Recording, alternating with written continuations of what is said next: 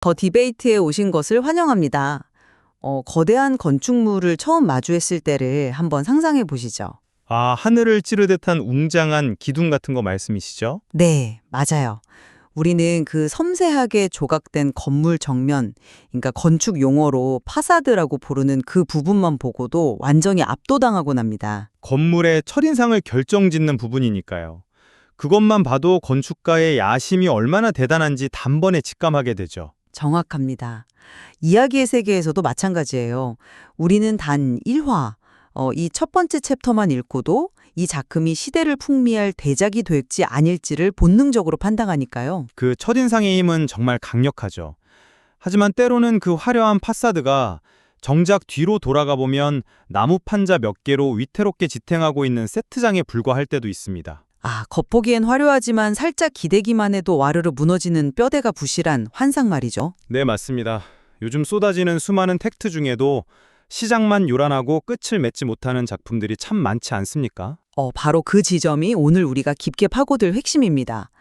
견고하고 거대한 대작 건축물의 위대한 시작인가, 아니면 독자의 눈을 현혹하고는 곧 쓰러져 버릴 화려한 세트장인가. 오늘 다룰 작품이 방대한 세계관을 예고하며 막을 올린 다크 판타지 무역 텍스트 맞죠? 맞습니다. 오늘 더 디베이트에서는 이 작품의 딱 1화만을 도마 위에 올려놓습니다. 과연 단 1화의 텍스트에 담긴 서사적 선택과 묘사만으로 이 작품의 장기적인 흥행 여부와 상업적 성공 가능성을 완벽히 가늠할 수 있을지 토론해 보겠습니다. 1화에 제시된 그 강력한 시각적 스펙터클과 미스테리한 설정들이 독자를 견인하는 완벽한 흥행 요소인지 아니면 서사의 깊이를 해치는 과잉된 연출인지가 핵심이겠네요. 넷의 입장은 이렇습니다. 1화는 압도적인 신화적 스케일과 캐릭터의 미스터리를 아주 영리하게 교차시키면서 대중의 지갑을 열게 만들 강력한 흥행 코드를 완벽히 갖추고 있다고 주장합니다. 저는 완전히 반대 결론에 도달했습니다. 1화는 서사의 본질보다는 표면적이고 관음적인 묘사나 성급한 설정 과잉에 과도하게 의존하고 있어서 장기적인 서사적 성공을 거두기는 어렵다고 반론하겠습니다. 그렇다면 제 시각부터 조금 구체적으로 풀어볼게요. 모바일 스크롤 환경에서 1화라는 공간은 상상 이상으로 가혹한 전쟁터입니다. 독자가 단 3초라도 지루함을 느끼면 바로 뒤로 가기를 누르니까요. 맞아요. 그런데 이 텍스트의 1화는 그 가혹한 환경에서 살아남는 완벽하게 교과서적인 구조를 보여줍니다.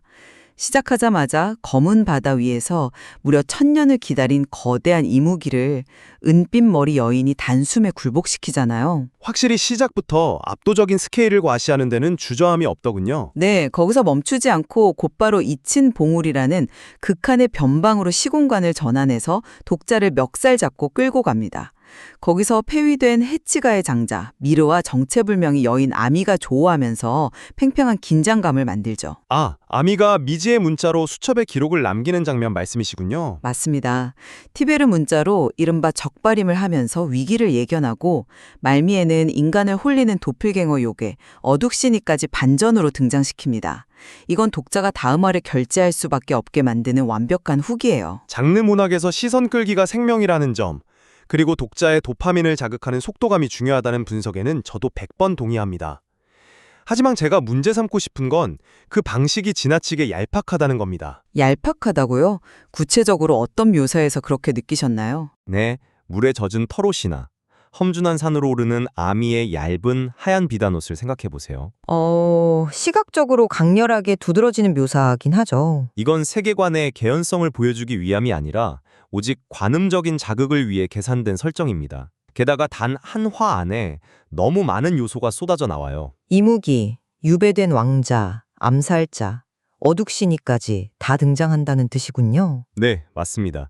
초자연적 요소가 마치 세일즈맨 가방 열리듯 한꺼번에 나오면 세계관의 묵직한 중력이 한없이 가벼워집니다. 반짝 흥행은 몰라도 장기적인 독자 유지는 불가능하게 만드는 치감적 약점이죠. 왜 그렇게 우려하시는지 맥락은 충분히 이해합니다. 과도한 묘사가 눈살을 찌푸리게 할 수 있다는 지적은 날카롭네요. 하지만 저는 이 묘사들이 일종의 고도의 세계관 구축 장치라고 생각해요. 자극을 위한 게 아니라 세계관 구축이다. 흥미로운 접근이네요. 어떻게 그런 해석이 나오죠? 스릴러나 공포 영화를 보면 감독들이 의도적으로 끔찍한 환경 속에 던져진 주인공에게 얇거나 눈에 띄는 옷을 입히는 경우가 있잖아요. 저는 이걸 시각적 스포트라이트라고 부르고 싶습니다. 아, 주변의 거칠고 적대적인 환경과 캐릭터의 연약함을 극단적으로 대비시킨다는 의미인가요? 정확합니다. 아미의 위태로운 하얀 비단 옷과 거친 산의 차가운 안개, 은빛머리 여인의 앳된 얼굴과 관능적 육체의 불균형. 이건 단순히 야한 게 아니라 폭압적인 자연 앞에 놓인 인간의 연약함을 극적으로 시각화하는 대비입니다. 대단히 매력적인 비유지만 텍스트가 실제로 증명하는 바를 꼼꼼히 뜯어보면 저는 동의하기 어렵습니다. 어째서죠? 텍스트의 어떤 구절이 그런 한계를 보여준다고 보시나요? 작가가 선택한 구체적인 단어들을 보시죠.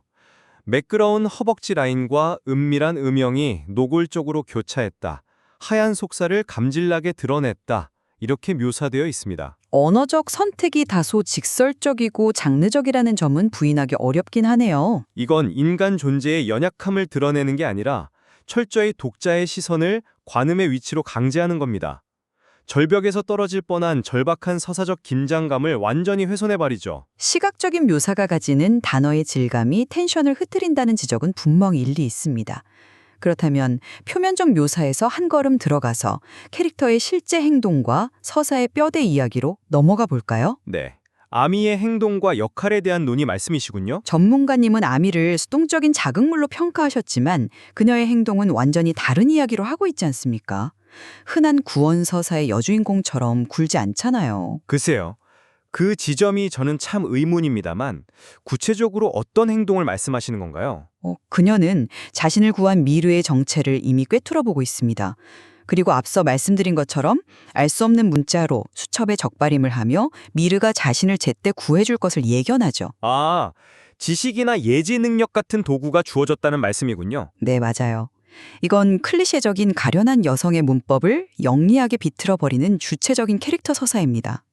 예견을 통해 거대한 운명을 통제하려 드는 그녀의 지적 주체성이야말로 성공 요인이죠. 설정상 주체성을 암시하는 도구가 주어졌다고 해서 텍스트 안에서 진정으로 주체성을 획득하는 것은 결코 아닙니다. 하지만 예견을 통해 상황의 주도권을 쥐고 구출되는 타이밍마저 계산하고 있지 않습니까? 주도권을 쥐고 있는 척을 할 뿐이죠. 실제 1화에서의 물리적 동선을 보십시오. 결국 낡은 밧줄 다리에서 거센 바람을 못 이기고 떨어져 미르의 품에 안겨야 했습니다. 물리적인 나약함은 있었지만 예견된 상황이라는 점이 중요하지 않을까요? 밤에는 또 어떻습니까? 어둑신이에게 홀려 벼랑 끝으로 걸어가다가 다시 한번 남성 주인공의 압도적인 물리력에 구조받습니다. 아무리 예견을 했다 한들 연속해서 구조받는 전개는 장르적 관습에 완벽히 갇힌 꼴이에요. 물리적인 구조 과정이 반복되면서 결국 서사적 수동성으로 직결된다는 비판은 상당히 날카롭네요. 감독의 자리에 앉아 있더라도 스크린 안에서는 떨어지는 역할일 뿐이라는 그 구조적 한계는 저도 인정합니다. 네.